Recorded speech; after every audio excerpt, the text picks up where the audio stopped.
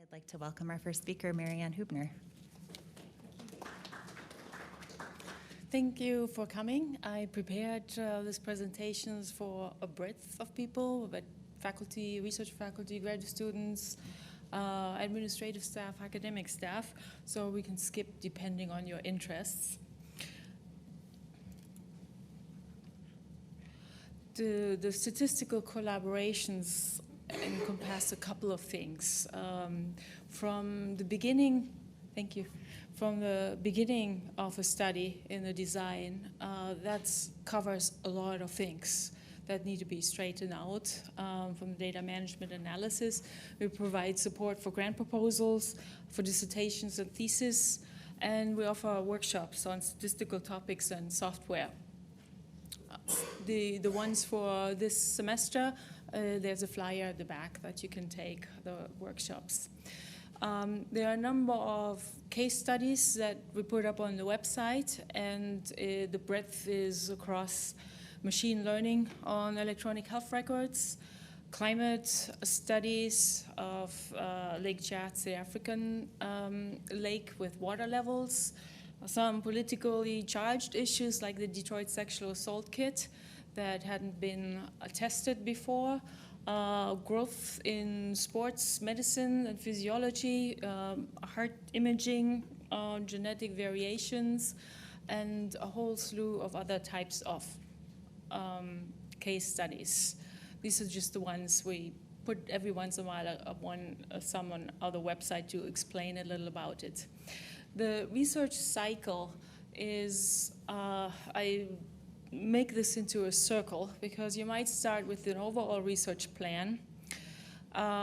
You should really think ahead of choosing the measurements, developing the study plan, knowing what kind of statistical models you'd be using, and any kind of confirmatory analysis. And each of these steps might throw you right back to the starting of the overall research plan. And when you think of ideally when should a statistician become involved is right at the beginning, although we can step in at any place. We can look at, with your statistical model analysis, you think whether the question is actually answerable from what you ideally would like to know to what sort of data you can realistically collect. And we might actually come up with that you have questions that are really more relevant for the research or more complex. You just didn't know whether it can be solved with any kind of statistical methods. That's where CSTAT is, therefore, to be more upfront as what's the state of the art, what is possible. And the roles of a statistician is numerous ways. You might come to us as the expert professional or collaborator, but we're scholars, advocates, leaders, and communicators, and there's a short paper that I participated in on this aspects. We're talking not just to collaborators and researchers, but also regulatory offices in different places.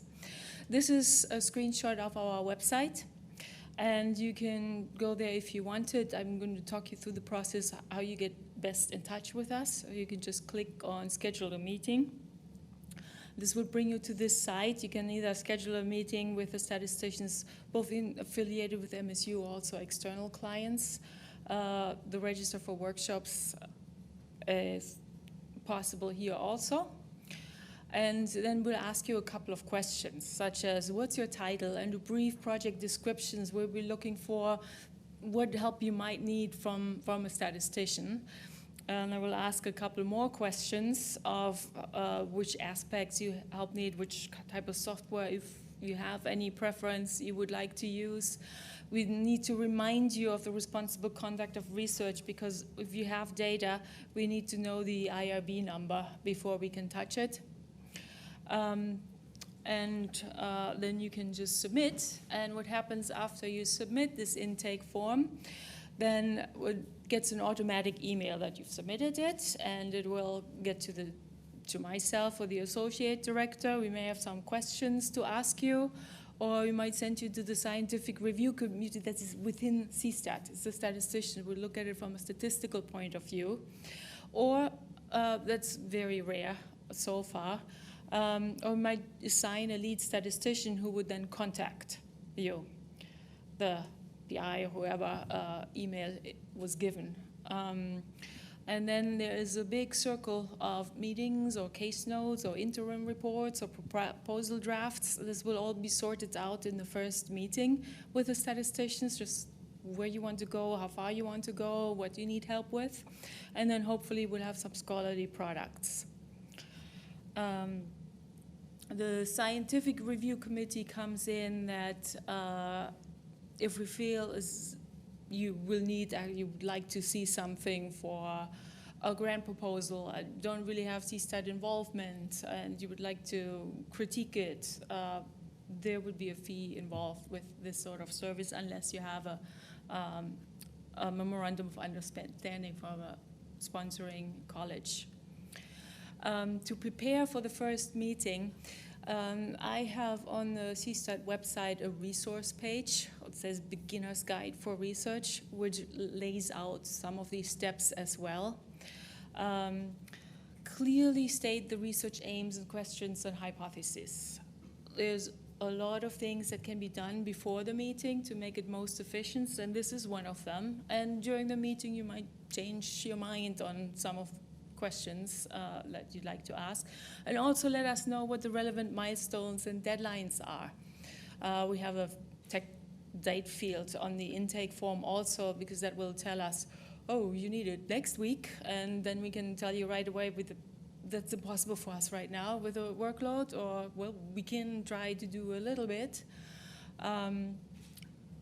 Or we really, really like very organized researchers who come way ahead of time, plan with us, and if it's a grant proposal, then we'll talk to the research dean in the college and keep people involved.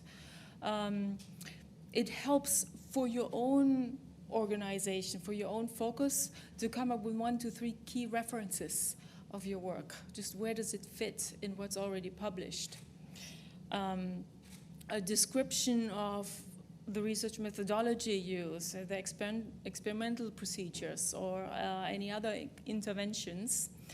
It helps to think about beforehand the strengths and limitations of the work, potential sources of bias, and the statistician will in the first meeting ask questions to lead to that as well, because we need to understand, as this will inform the perfect statistical model we could come up with. You might already have a data set or a draft data set. That is very good. Then we look at the descriptions and help you, organize it a little bit better or set it up so that the analysis will run smoothly. Sometimes I like to say, we'll just make up something fictitious with 3 rows of data, and then we'll help you set up that. And any kind of desired outcomes, whether it's just an abstract submission, a manuscript, or a grant proposal submission. So to call your attention to the principled approach to research is you have everything lined up. The study design, already plan or produce reproducible research practices. Just like you would tell the IIB how you're going to handle things, it's good to know this for your data analysis, data collection, or data analysis. And think about the abstract and think about the endpoint, where you would like to be, as this might change earlier steps. So for each of these, I'd like to say a little bit, such as a good study design. What does it need? Or we want to use resources efficiently. Avoid systematic error in your data collection. Just be precise and make sure we have enough data to estimate an error. And we really would like it to be have broad validity, so it can be expanded to make conclusions about other populations or other groups or other kinds of data. All of this needs to go right in the beginning of the study. Reproducibility, I just give you the 3 most common errors that we see. And one of the big one is errors hidden by poor documentation. So you might not be able to reproduce because you can't remember how you did things. This goes for coding for the statistical side as well. Any kind of confounding and experimental design, we see this a lot. When we're becoming later involved, and we just have to deal with what can we say with what you have, or mixing up group labels. There are very famous examples on that, like including withdrawal of funding when there were conclusions that was completely wrong, so systematically wrong. And this is one of my pet peeves. If you torture your data, it will confess. That means new analysis, new endpoints, interim analysis, new subgroup analysis, covariate adjustments, any kind of data exploration that you do before you start your modeling and start, coming up with new hypotheses. So if a clinical trial, for example, is set up to study a specific group, then that will be the outcome. And if a subgroup analysis says, oh, for this subgroup it would have helped, even if it's for the bigger group didn't, this can be $1 million mistake to go that route. There are just non-transparent outcomes, non-transparent impacts on what you're saying about your study if you're not careful about this. And I'm giving 2 references, one paper even called Data Torturing. I put this example in just, I will say a little bit about it. This was a study here at MSU. There was nothing wrong about it. I just wanted to point out one thing about this. There were MPTP is used in mouse models to study Parkinson's disease. And there were 2 treatments, a Saline injection, a control group, and an MPTP injections, and all in different doses. So if you would like to study the effect of the dosage and the type of treatments, what is the right statistical model you would use?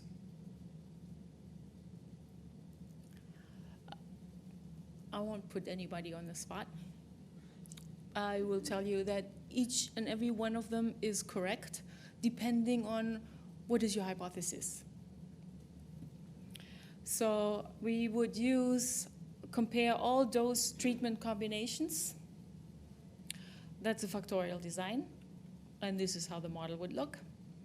If we compare doses within one group and the doses within the other group, that's 2 separate one-way ANOVAs. And this is how the model would look like.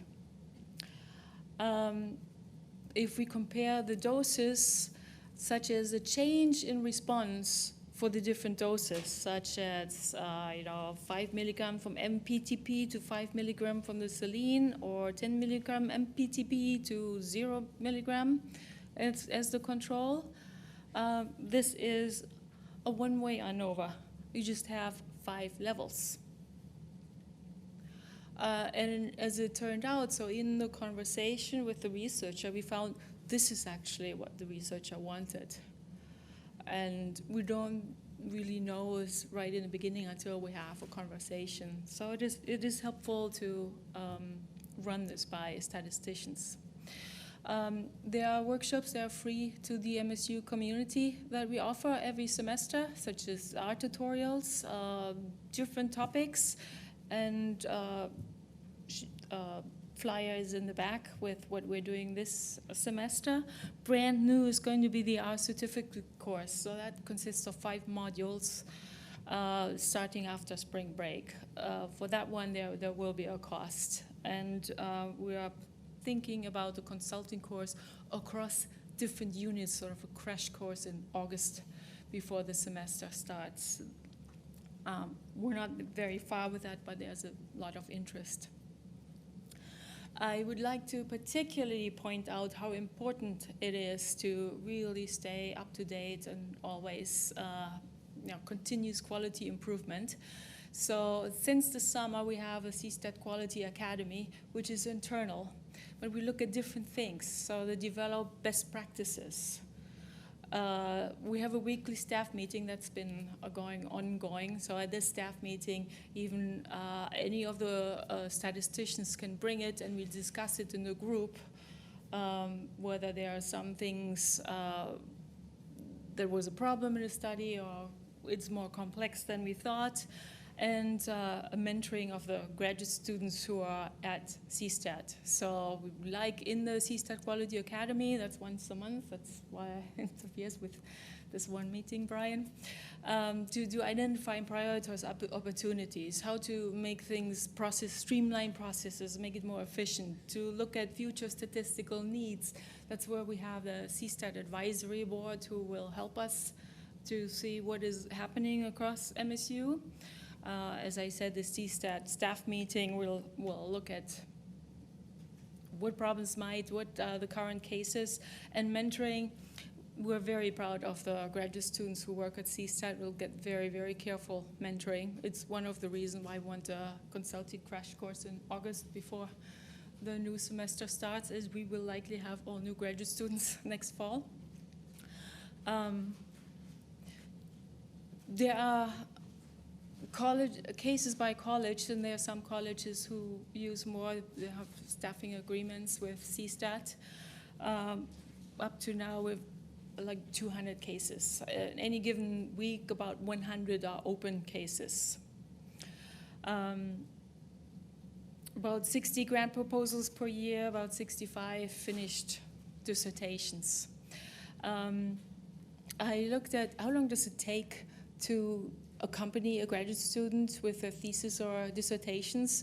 So I had to make this plot of just how long do they come to CSTAT, and how many hours do they need on average. So on average would be like they stay with us about half a year during the course of writing their thesis, and on average about 19 hours. There are some real outliers, and in the past we haven't looked at it because it was all free services, and now we will be looking at anything that goes above a certain level. It might not, we cannot write thesis for others. And in fact, I wrote a policy about dissertation thesis to give to graduate students, what we can help and what we can't help, and we can be co-authors, but you're responsible ultimately for everything, and it's in a flyer in the back of the room. You can pass it on to graduate students. I was curious, just this last calendar year, there are about 58 grant proposals, and they're in various stages. Either they're funded, or they are canceled, or they're not funded, or we're still pending. And it added up to about 38.5 million. I was super impressed with that. It turns out that CSTAT portion is really, really tiny in this. So they just needed some help, but they got a letter of support. But they didn't put CSTAT in it. So this is going to shift and change. In fact, if I look at some consulting of the funding rate of the federal grants, that CSTAT has some serious involvement, not just as a consultant, but as a genuine collaborator, it was like 25%. So I was very happy about that. That looks good. And I did mention a scientific review opportunity also earlier. The CSTAT vision is that we want to promote high-quality research and more grant proposals, and become partners in research. So our name says statistical consulting, but we should be considered as collaborators. Consulting is, we'll show you where you have an error in your code, or just very limited, but we would like to be partners. And that needs to be the case in larger projects. We would like to remove barriers for MSU researchers, and I love to work with Brian on this, and we've been talking about this, to have projects across the research units, because researchers will have different needs, not just statistics. They will have ISA, and they will have the technology research facility. How can we make this all come together so that we can all work together? And I already have an agreement with BRIC or CTSI, so that we can actually have the first meeting with somebody from them and somebody from CSTAT with a PI to see what is the best way to go. I look forward to more multi-institutional research projects where CSTAT could help facilitate, and CSTAT is currently in the process of hiring a data analyst who can do such roles of data management, data analyst, and so cross your fingers that we will get a really, really good person on that. I would call ourselves a center of excellence in training and mentoring graduate students. Those are the graduate student consultants who work for us. And I have numerous testimonials from the ones who have worked with us in the past and how influential it was to getting a job afterwards. We have currently 2 graduate students who might already be slated for a job when they graduate. So very happy about it. A satellite CSTAT is something I think of where we still have one central unit, but there can be some statisticians that are CSTAT statisticians could be at different places, either different colleges or in Grand Rapids with a different group. So we'll see where that goes. It's just a dream that we can grow and become more specific to be able to help MSU researchers better.